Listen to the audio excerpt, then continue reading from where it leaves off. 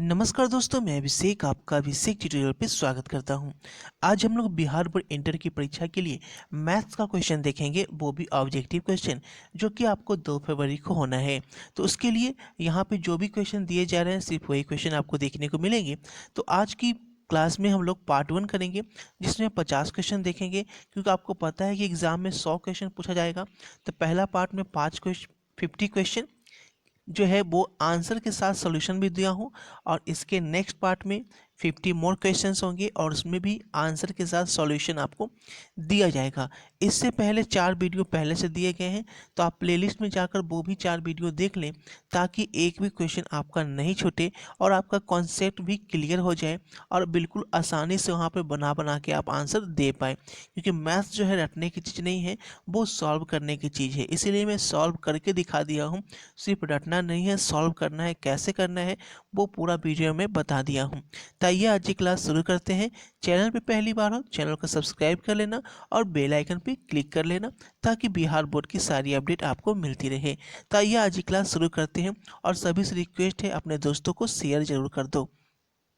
डाउटनट बच्चों, आप किसी भी सवाल में अटक गए हो या आपसे सॉल्व नहीं हो पा रहा है, बस आपको इस क्वेश्चन का फोटो लेना है, क्वेश्चन को क्रॉप करना है और 5 सेकंड के अंदर अंदर उस क्वेश्चन का वीडियो सॉल्यूशन मिल जाएगा।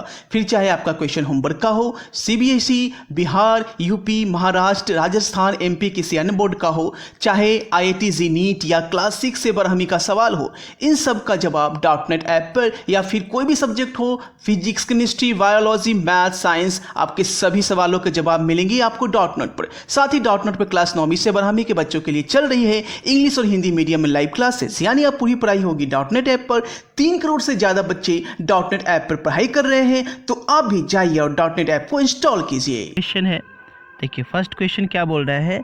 If A and B matrix of order M N N by M respectively, then the order of 2a + 5b will be which of the following.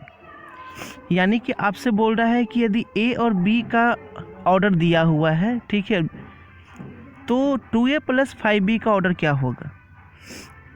ठीक है, अब देखिए आपको पता है कि जब हम मल्टीप्लाई करते हैं किसी भी मैट्रिक्स से किसी भी मैट्रिक्स में, तो दोनों का ऑर्डर सेम होना नेसेसरी नहीं है, ऐसा भी हो सकता है।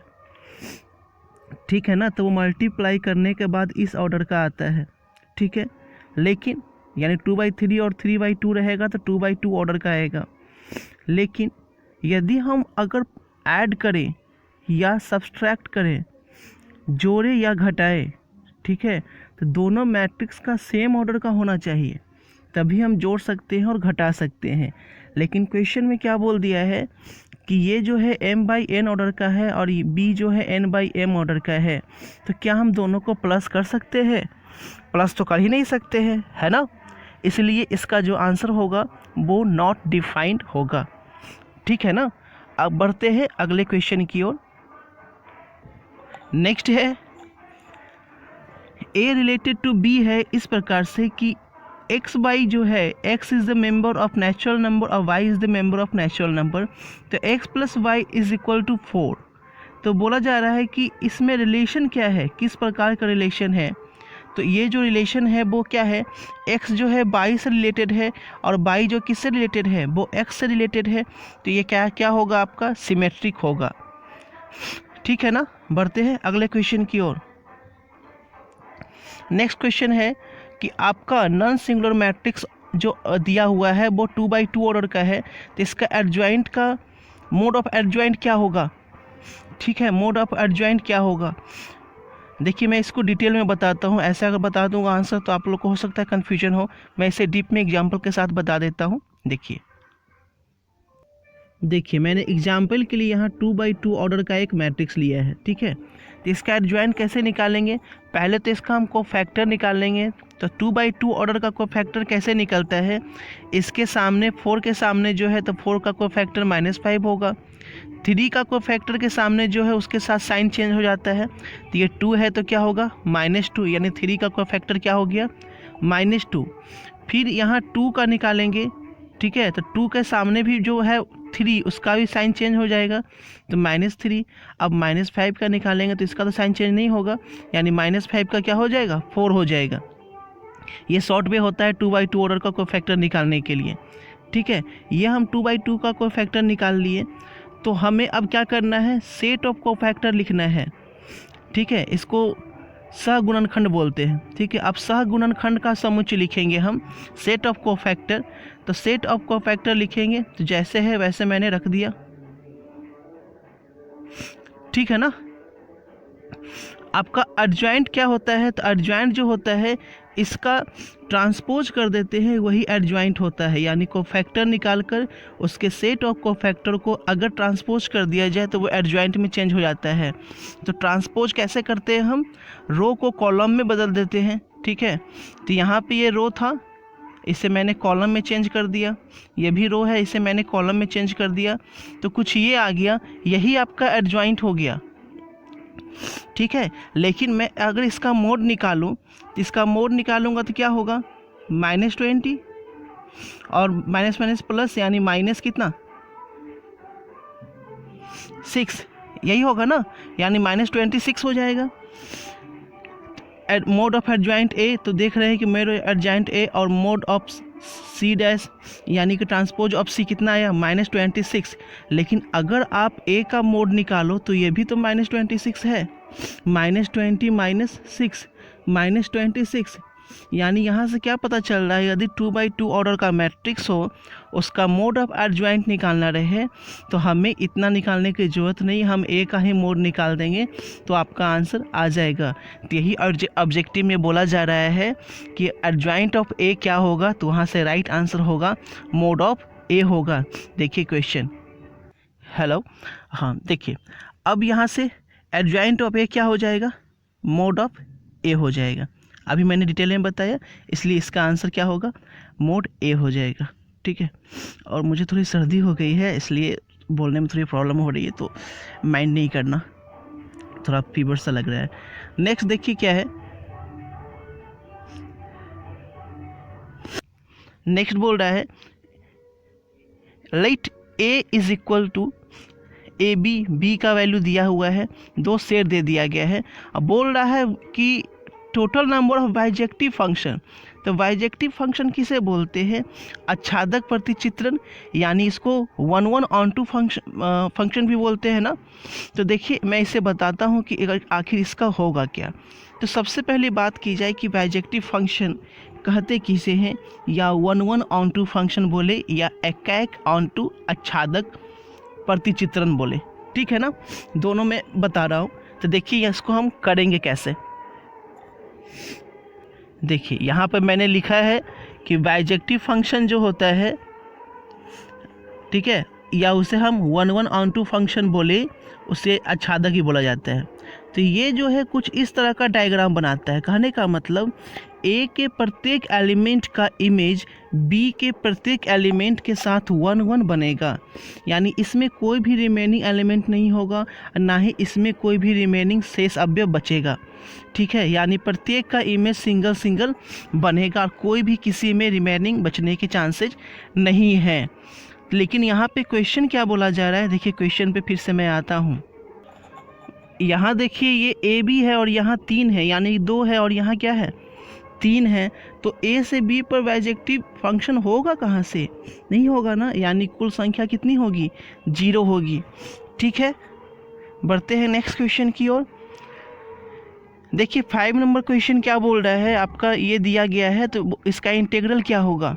ठीक है, तो इसका इंटीग्रल क्या हो जाएगा, ये तो आप लोग बना सकते हैं, इसका इंटीग्रल π/12 हो जाएगा। ठीक है, नेक्स्ट क्वेश्चन की ओर बढ़े।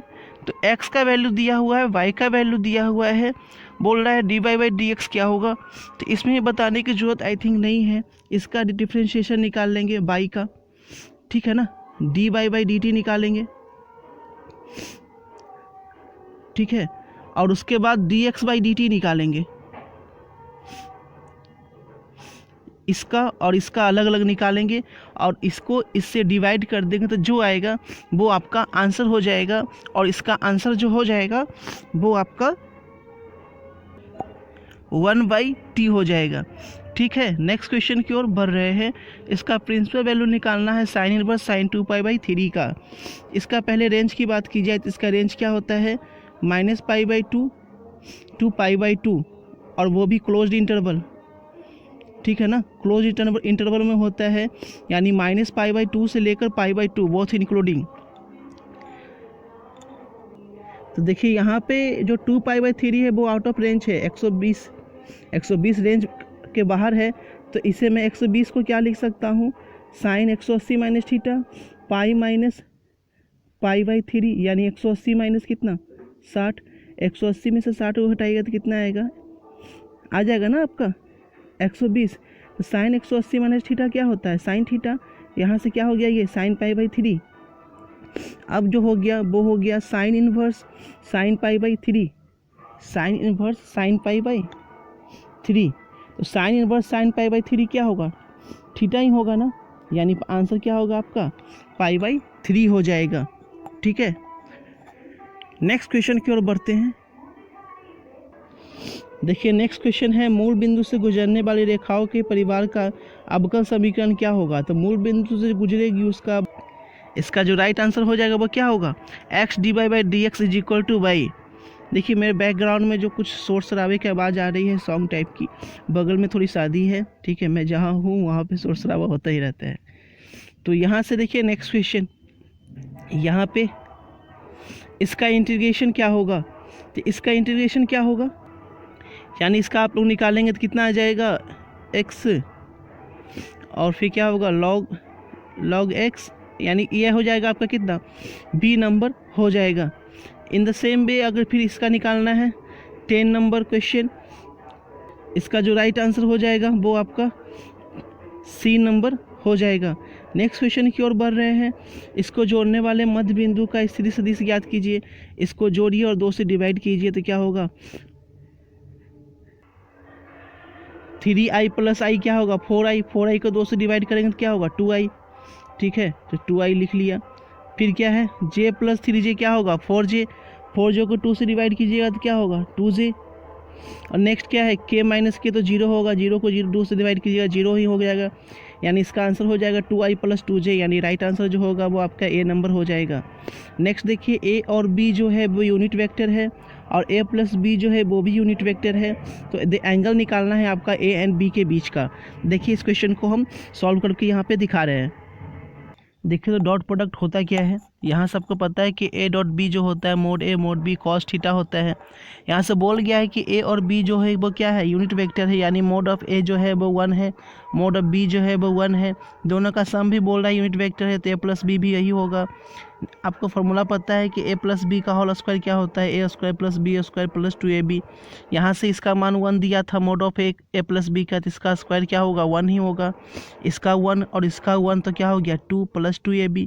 ये आपका माइनस हो जाएगा, इधर जाएगा तो -1 2ab इज इक्वल टू, तो ab इज इक्वल टू क्या आ गया -1/2 आ गया। यानी मैंने यहाँ से जब पुट किया वैल्यू, इसमें जब पुट कीजिएगा तो ये -1/2 और ये 1 क्या होगा 1, यानी -1/2 इज इक्वल टू क्या होगा कॉस थीटा हो जाएगा, ठीक है, यानी -1/2 जो होगा वो कॉस थीटा हो जाएगा। तो यहाँ से थीटा क्या हो जाएगा कॉस इनवर्स -1/2, और जब भी कॉस इनवर्स -1/2 होता है तो हम लोग क्या करते हैं पाई में से उसका थीटा को क्या करते हैं घटा देते हैं, तो पाई माइनस पाई/3 यहाँ से हो जाएगा, यानी इसका आंसर जो होगा वो क्या हो जाएगा 2π/3 हो जाएगा, ठीक है। तो देखिए तो यहाँ इस क्वेश्चन का आंसर क्या हो जाएगा 2π/3 हो जाएगा। बढ़ते हैं नेक्स्ट क्वेश्चन की ओर। देखिए ऐसा क्वेश्चन आ गया, ये 0 है, ठीक है। तो मैंने कल बताया था कि अगर a 0 रहे तो क्या करते हैं, कल बताया था ना कि a 0 रहे अगर f(x) का निकालना रहे तो क्या करते हैं। देखो उसके कल बताए थे, अगर ऐसा रहे तो पहली बात कि एक बार हम f(x) को एक इक्वेशन ले लेते हैं, ठीक है, और दूसरी बात जो करते हैं वो fa माइनस x को सेकेंड इक्वेशन ले लेते हैं, ठीक है, और दोनों को क्या करते हैं प्लस करते हैं। जब प्लस कीजिएगा तो 2i हो जाएगा, और cot 90 a माइनस एक्स की जगह क्या होगा cot 90 माइनस थीटा यानी tan थीटा। तो इस ये तो ऑलरेडी इक्वेशन फर्स्ट है, और इसमें ऐड होगा तो क्या होगा cot x प्लस क्या हो जाएगा ये tan x हो जाएगा, और नीचे भी तो cot x और tan x है, डिवाइड हो जाएगा तो क्या हो जाएगा आपका 1 हो जाएगा, यानी 2i का जो इंटीग्रेशन आ जाएगा यहाँ से वो क्या आ जाएगा, x आ जाएगा, और इस पे जो बैठा हुआ है वो क्या है, π/2 और क्या है 0 है, यानी कि 2i का जो वैल्यू आ जाएगा, 2i का वैल्यू क्या आ जाएगा, π/2 आ जाएगा। तो यहाँ से i का जो वैल्यू आ जाएगा, i बराबर क्या होगा, π/4, यानी इसका राइट आंसर जो हो जाएगा वो हो जाएगा आपका π/4। जब भी देखिए अगर ऐसा रहे जिसमें 90 का डिफरेंस हो, साइन अगर रहता नीचे साइन कॉस रहता तो भी उसका π/4 होता, ठीक है ना। तो कॉट है और टैन कॉट है और π/2 है तो भी इसका π/4 होगा। बढ़ते हैं नेक्स्ट क्वेश्चन की ओर। sin x plus cos x का अधिकतम मान क्या होता है, ये तो आप लोग को याद होना चाहिए कि sin x plus cos x का अधिकतम मान क्या होता है। तो इसका जो राइट आंसर हो जाएगा वो क्या हो जाएगा, इसका राइट आंसर आपका हो जाएगा √2 हो जाएगा। नेक्स्ट है x² माइनस x का मैक्सिमाइज इंक्रीजिंग क्या है, यानी वर्धमान क्या है। इसके लिए मैंने एक चैप्टर बना रखा है, आप उसमें जाइएगा तो वो भी आप समझ जाइएगा। फिलहाल इसको आप सॉल्व करके बनाइएगा तो इसका राइट आंसर जो हो जाएगा वो क्या हो जाएगा आपका, बताइए क्या होगा। यानी इसका जो राइट आंसर होगा, पहले देखिए मैं यहाँ पे थोड़ा सॉल्व करके बता देता हूँ। x² का इसका पहले हम लोग क्या करते हैं, डिफ्रेंशिएट करते हैं ना। डिफ्रेंशिएट कीजिएगा तो क्या हो जाएगा, x² का डिफ्रेंशिएशन क्या होगा, 2x होगा, और x का क्या होगा -1। इसको हम 0 के बराबर करेंगे तो x बराबर क्या आएगा, 1/2 आएगा। x का मान क्या आएगा, 1/2 आएगा। तो यहाँ से नंबर लाइन पे ये -∞ 1/2 बैठेगा और एक बैठेगा 1/2 इन्फिनिटिव।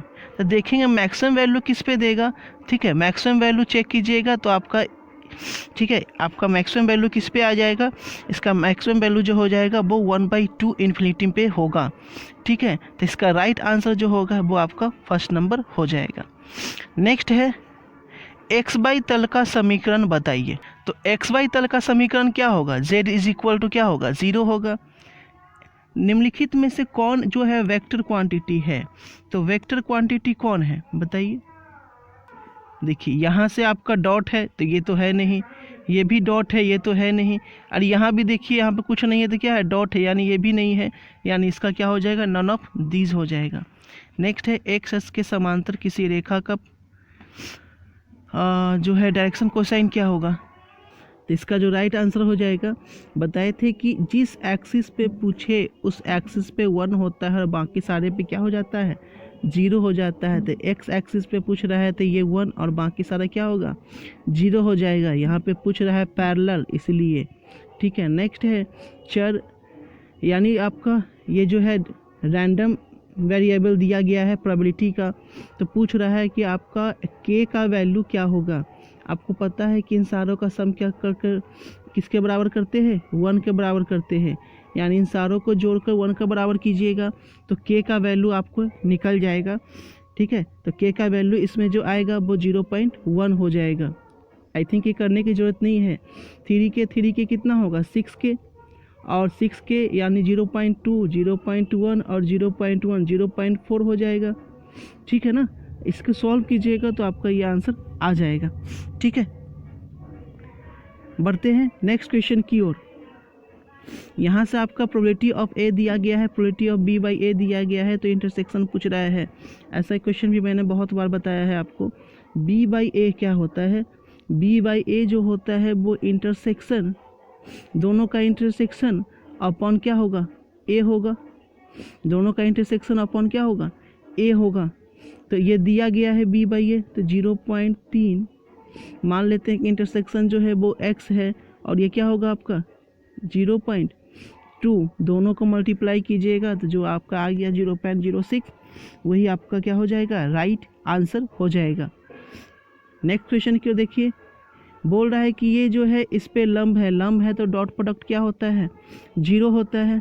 तो यहाँ से लैम्डा का मान तो आप आसानी से निकाल लीजिएगा, दोनों को डॉट प्रोडक्ट निकालिएगा, 0 के बराबर कीजिएगा और लैम्डा का मान आ जाएगा, ठीक है ना। डॉट प्रोडक्ट निकालने तो आता ही होगा ना, डॉट प्रोडक्ट निकालिएगा और 0 के बराबर कीजिएगा तो इसका जो राइट आंसर आ जाएगा वो हो जाएगा आपका 21 का 2 हो जाएगा। नेक्स्ट है 22 में A1/2 समुच A पर कितने जो है आपके बाइनरी ऑपरेशन होंगे। तो कितने बाइनरी ऑपरेशन होंगे बताइए, कितने बाइनरी ऑपरेशन होंगे? 2⁴ यानी कितने 16 इसका क्या होगा राइट आंसर हो जाएगा। नेक्स्ट है समान झुकाव वाले, समान झुकाव का कितना डिग्री का कोण बनता है 60 का, तो कॉस, ठीक है। तो यहाँ से 10 एक मिनट क्या बोला गया है, which of the following is direction cosine of line which is equally include to the axes. अक्षों के समान झुकाव वाले किसी रेखा की डायरेक्शन कोसाइन क्या होगी? हाँ, तो आपको पता है कि LMN जो होता है वो क्या होता है बताइए, LMN जो क्या होता है कॉस थीटा होता है ना। तो समान झुकाव के लिए क्या होगा आपका, समान झुकाव के लिए यहाँ से जो आंसर हो जाएगा आपका, यानी सारे में क्या होना चाहिए, सारे में से बिल्कुल सेम एंगल होना चाहिए। इसमें डिफर है, इसमें भी डिफर है, ये प्लस है, बाकी सारा माइनस है, यानी इसका राइट आंसर आपका फर्स्ट हो जाएगा। नेक्स्ट है कौन एक स्केलर मैट्रिक्स है? तो स्केलर मैट्रिक्स इसमें कौन सा है आपका, ये आपका 0 है, ठीक है, ये भी 0 है और ये भी 0 है। तो स्केलर मैट्रिक्स क्या हो जाएगा आपका फर्स्ट नंबर हो जाएगा। LMN किस अक्ष के दिक्कोज्या को रिप्रेजेंट करते हैं? ठीक है, इसका राइट आंसर क्या हो जाएगा आपका L = M = N = 1। तो ये पार्टिकुलरली किसी को तो नहीं होगा ना, यानी इसका राइट आंसर क्या होगा नन ऑफ दीज हो जाएगा। अब देखिए फिर उसी टाइप का क्वेश्चन आ गया A0, ठीक है। अभी मैंने बताया है कि A0 इंटीग्रेशन का अलग से जो वीडियो दिया हो उसमें मैं A0 को बिल्कुल डीप में बताया हूँ। इसका जो राइट आंसर हो जाएगा आप लोग निकालेंगे खुद, इसका राइट आंसर जो हो जाएगा वो होगा आपका, यानी कि इसमें जो है इसे मैं सॉल्व करके भी आप लोग को दे दूंगा अगर आप लोग बोलेंगे। तो इसका राइट आंसर आपका नन ऑफ दीज है। वैसे आप लोग खुद से सॉल्व कर कर कमेंट में डालना कि इसका राइट आंसर क्या है। नेक्स्ट जो है A.B×C जो है 3 है, तो कौन सा इसमें सही है? A.B×C आपका जो 3 है, तो इसका राइट आंसर क्या होगा? अब देखिए यहाँ से जो रूल होता है वो क्या होगा, A.C हो सकता है और C×B हो सकता है। तो देखेंगे A.C किस में है, हाँ यहाँ देखिए क्या है A.C×B, और यहाँ से साइन क्या होगा चेंज हो जाएगा, यानी क्या हो जाएगा आपका राइट आंसर जो हो जाएगा वो आपका B हो जाएगा। ठीक है, यहाँ से देखिए फिर A0 आ गया, ठीक है, A0 का मैं बता चुका हूँ, तो 28 नंबर इसका राइट आंसर भी हो जाएगा π/2, ठीक है, A नंबर। ठीक है, नेक्स्ट देखिए क्या बोला जा रहा है, कौन सा आपका सिमेट्री है, रिफ्लेक्सिव है लेकिन ट्रांजिटिव नहीं है, सममित है, समतुल्य है। तो यहाँ से देखिए सेम से सेम का क्या होता है रिफ्लेक्सिव, और एक दूसरे का क्या होता है सिमेट्रिक। अब यहाँ से देखिए सेम से सेम 1 1 है, 2 2 है, 3 3 है, 1 का 2 है तो 2 का 1 है, यानी ये तीनों क्या है आपका, इस तीनों की बात की जाए तो ये आपको दिखा रहा है कि ये रिफ्लेक्सिव है। यहाँ देखिए 1 2 2 1 है, सिमेट्री है, 2 3 है, 3 2 है, सिमेट्री है, लेकिन कहीं पे भी आपका ट्रांजिटिव को नहीं दिखा रहा है, 1 2 2 3 1 3 ऐसा नहीं दिया है, तो ये आपका राइट आंसर हो जाएगा। नेक्स्ट है ये 3 है और ये 2 है, तो इसमें कितने अवयव होंगे, 2⁵ होंगे, 2 कितने हो जाएंगे 6, एक मिनट, ठीक है, सॉरी एक कॉल आ गया था। देखिए यहाँ पे 2⁶ होगा इसका, 3 × 2 2⁶, यानी कितना हो जाएगा आपका 64 हो जाएगा। नेक्स्ट देखिए यहाँ से दिया गया है कि = 10 है, तो इसका वैल्यू क्या आएगा, ठीक है, अब बताइए क्या आएगा। आपको फार्मूला में कल बताया था कि जो इसका वैल्यू होता है वही इसके वैल्यू का क्या होता है इक्वल होता है, इसका भी राइट आंसर क्या होगा 10 होगा। नेक्स्ट है 2 पासे को उछाला जाता है दोनों पे, यानी टॉस किया जाता है 2 बार, ठीक है, डाइस को, दोनों पे सम 7 होना चाहिए, तो उसकी प्रोबेबिलिटी क्या है, तो 7 कब होगा आप ये बताइए, 7 कब होगा, यानी 1 6, ऐसा होगा, 7 लाने के लिए क्या होगा, 1 6 होगा, ठीक है।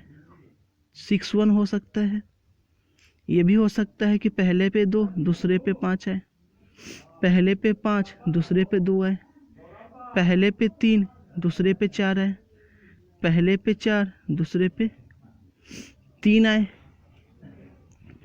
इतना ही होगा ना। यानी ये टोटल कितने होंगे, 6 हो गए, और टोटल 6 और 2 पास से कुछ छालने की कुल घटना 36, यानी इसका राइट आंसर जो होगा वो क्या होगा, 1/6 होगा। नेक्स्ट है ए और बी एक ही कोटि के सममित आव्यूह हैं, तो इनमें से कौन सा आपका ट्रू है। A and B are two symmetric matrix of same order, दोनों का ऑर्डर क्या है, सेम है, तो ये कौन सा ट्रू, तो ये क्या होगा, ए प्लस बी जो होगा वो क्या होगा, सिमेट्री होगा। नेक्स्ट है आर को जो वैल्यू दिया गया है, तो बोल रहा है ये कौन से प्लेन को रिप्रेजेंट करता है, क्योंकि इसमें जेड जो है वो मिसिंग है, ठीक है। तो इसका क्या हो जाएगा, तो इसका जो राइट आंसर हो जाएगा वो हो जाएगा आपका Z is equal to 0। Next है ये A plus B, B plus C और सी प्लस ए जो है वो किसके बराबर है, ठीक है, किसके बराबर है। तो ये अगर हम देखेंगे तो ये भी 2b है, 2c है और क्या है 2a है, सब 2 है, यानी किसके बराबर हो जाएगा, 2abc के बराबर हो जाएगा, ठीक है। बढ़ते हैं नेक्स्ट क्वेश्चन की ओर। इस पे इसका परिक्षेप पूछा जा रहा है, projection of vector of the vector, ठीक है। देखिए तो यहाँ मैं प्रोजेक्शन को बिल्कुल अच्छे से समझा देता हूँ कि इससे क्वेश्चन अगर आ जाए तो ना छूटे आपका, ठीक है। देखिए सदिश ए की दिशा में सदिश बी का परिक्षेप, अगर इंग्लिश में बात करें तो projection of vector be on vector A, जिस पे पूछा जाता है, जिस पे वो नीचे जाता है उसका मोड, और बाकी दोनों का क्या होता है, डॉट हो जाता है, तो A dot B upon mod A. In the same way सदिश बी की दिशा में सदिश ए का प्रक्षेप, यानी ए का प्रोजेक्शन पूछ रहा है बी पे, जिस पे पूछा बी पे पूछा तो बी नीचे गया, बाकी दोनों का क्या होगा, डॉट होगा। क्वेश्चन में भी जो पूछ रहा था, ठीक है, यानी इस पे पूछ रहा था तो ये नीचे गया और दोनों का डॉट, तो दोनों का डॉट निकालेंगे तो क्या होगा, दोनों का डॉट निकालेंगे तो ये आपका आई डॉट 2i क्या होगा 2j डॉट माइनस जे क्या होगा, माइनस माइनस प्लस यानी 2, और k डॉट के क्या होगा 1, और इसका मोड निकालिएगा तो 2 का स्क्वायर 4, 1 का स्क्वायर 1, 1 का स्क्वायर 1, यानी 5/√6 आ गया, ठीक है। तो इसका आंसर क्या हो गया, 5/√6। आप ये चाहें तो इसका स्क्रीनशॉट ले सकते हैं, ठीक है, मैं इसे, ठीक है, अब आप इसका स्क्रीनशॉट ले सकते हैं, ठीक है। चलिए क्वेश्चन पे चलते हैं। तो इसका राइट आंसर जो हो गया वो क्या हो गया, 5/√6, ठीक है। देखिए नेक्स्ट है a dot B is equal to 0 है, तो इनमें से कौन सा आपका ट्रू है। a डॉट बी 0 होगा तो क्या होगा, आप खुद बताइए कि a डॉट बी होगा तो क्या होगा, जब भी डॉट प्रोडक्ट 0 होता है तो वो क्या होता है, परपेंडिकुलर होता है, यानी a परपेंडिकुलर टू b होगा। यहाँ से इसका वैल्यू पूछ रहा है, आप इसे प्लस माइनस प्लस करके बनाइएगा, और इस चीज़ का ध्यान देखिएगा कि जहाँ i² आएगा वहाँ पे हमको क्या रखना है, -1 रखना है, और बाकी को i को आ ही रखना है, ठीक है। इसे भी सॉल्व कर दूं क्या, चलिए इसे भी सॉल्व कर देता हूँ। देखिए तो यही क्वेश्चन था आपका, ठीक है। तो यहाँ पे मैंने क्वेश्चन लिखा और ये इसके बराबर था, तो बोल रहा था x और y का मान क्या होगा। तो ये आपका प्लस, ठीक है, ये आपका प्लस होता है, ये माइनस होता है, और ये क्या होता है, प्लस होता है। तो 6i, ठीक है, और ये ऐसे ढकेगा फिर ऐसे ढकेगा, और 3i को 1 से गुना करेंगे तो 3i, और ये -3 होगा, और माइनस माइनस क्या होगा, +3, ठीक है। फिर क्या हो जाएगा, ये यहाँ से यहाँ पर क्या आएगा, माइनस आएगा, तो यहाँ पर माइनस, और 3i पहले से ही माइनस है तो माइनस माइनस क्या हो गया, प्लस। अब ये ऐसे ढकेगा फिर ऐसे ढका, अब 4 को i से गुना किए तो 4i, और 2 को -1 से गुना किए तो -20, और 20 अब माइनस माइनस क्या हो गया, +20। नेक्स्ट आपका ये प्लस ही होगा तो 1 का 1 होगा, और इसके सामने ये है और इसके सामने ये है, ये ढक गया। 4 × 3 12, कितना हो जाएगा 60i, यानी 12 माइनस 60i यहाँ पे हो गया, ठीक है 60i। अब यहाँ से देखिए ये 3i² है, तो i² का वैल्यू क्या होता है, i² का वैल्यू होता है -1, तो 3 इंटू -1 -3 और +3, 3i 4i से गुना हुआ तो 12i², 3i into 20 60i, 1 + 12 12, 1 minus 60i 60i, 60i से 60i कैंसिल आउट हो गया, -3 + 3 क्या होगा 0 होगा, तो 0 को 6i से मल्टीप्लाई किए 0 हो गया। 12i² का वैल्यू क्या होता है -1, तो -12, यहाँ से 12 से बचा तो 12 12 12 0 हो गया, यानी x भी 0 और क्या हो जाएगा y भी 0, इसलिए इसका राइट आंसर जो होगा x = 0 और y = 0, ठीक है।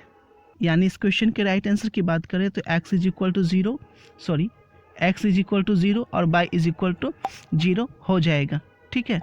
नेक्स्ट उसी तरीके से क्वेश्चन है, यहाँ से बोला जा रहा है ये जो है ये 0 के इक्वल है, तो find the if the value determinants 0 which one is true. I think ये x का वैल्यू ये a बराबर नहीं होगा, ये x बराबर होगा, ठीक है। तो आप उसी तरीके से सॉल्व कीजिएगा और 0 के इक्वल कीजिएगा, इसका जो राइट आंसर आ जाएगा, राइट आंसर जो आएगा a = -3 होगा, बाकी आप लोग इसे सॉल्व कर लेना, यानी x का वैल्यू यहाँ पे -3 हो जाएगा। नेक्स्ट है f(x) 8x³ और gx x⁻³ 1/3। पिछले ऑब्जेक्टिव में भी मैंने इसे डिटेल में बताया है ना, अगर आप नहीं देखे हैं तो सेट 4 देखिए, सेट 3 देखिए, ठीक है, उसमें मैंने इसे सॉल्व किया हुआ है, वही क्वेश्चन फिर यहाँ आया है, ये क्या हो गया 8x का राइट आंसर हो जाएगा। नेक्स्ट है a जो है 3/3 ऑर्डर का है, तो a - b = 0, तो निम्न में से कौन सा जो है वो राइट होगा, तो इसका जो राइट आंसर हो जाएगा वो हो जाएगा a = 0 और b भी = 0 होगा, ठीक है। नेक्स्ट है बोल रहा है dy/dx = y/x, तो इसका अविकल समीकरण का सॉल्यूशन क्या होगा, आपको क्या पता है, ठीक है। x जो है यानी x जो है इधर चला जाएगा, ठीक है। अब देखिए यहाँ से ये क्या होगा x dy/dx, सॉरी ये इधर गया, अगर ये x dy हो गया और ये क्या हो गया y dx हो गया, तो हमें चेंज करना है ना, x को x के साथ ले जाना है, तो ये इधर dx जाएगा, यानी ये क्या होगा 1/x dx is equal to 1/y dy होगा ना। तब इसका जो आप सॉल्व कीजिएगा तो 1/x का log x होगा, 1/y का log y होगा, यानी इसे सॉल्व करने पर जो राइट आंसर आ जाएगा वो हो जाएगा आपका y = kx हो जाएगा, ठीक है। बढ़ते हैं नेक्स्ट क्वेश्चन की ओर, यहाँ से बोल रहा है आपका इतना दिया हुआ है, इसका समाकलन गुणांक क्या होगा, इसका राइट आंसर आपका log x हो जाएगा। नेक्स्ट है आपका देखिए mod x है, जब mod x वाला क्वेश्चन इंटीग्रेशन होता है तो एक बार हम -x लेकर चलते हैं और एक बार +x लेकर चलते हैं, इसका जो राइट आंसर हो जाएगा वो 7/3 हो जाएगा, ठीक है। इस क्वेश्चन को मैं अलग से सॉल्व करके बताऊंगा, ये बहुत इजी क्वेश्चन होता है। x = दिया हुआ है e/, तो ऊपर से मान लेते हैं कि e/, प्लस इसको हम को मान लेते हैं, उसके बाद ये सॉल्व कर लेते हैं और जो इसका राइट आंसर हो जाएगा, इसे आप याद भी रखना, ये कोई बहुत टफ क्वेश्चन नहीं है, इसे याद रखना कि इसका आंसर जो होता है 1/x + x होता है। नेक्स्ट है इसका लैग्रेंज मीन्स क्या होगा, तो इसका लैग्रेंज मीन्स क्या होता है, इसका लैग्रेंज मीन्स जो होता है log e - 1 होता है।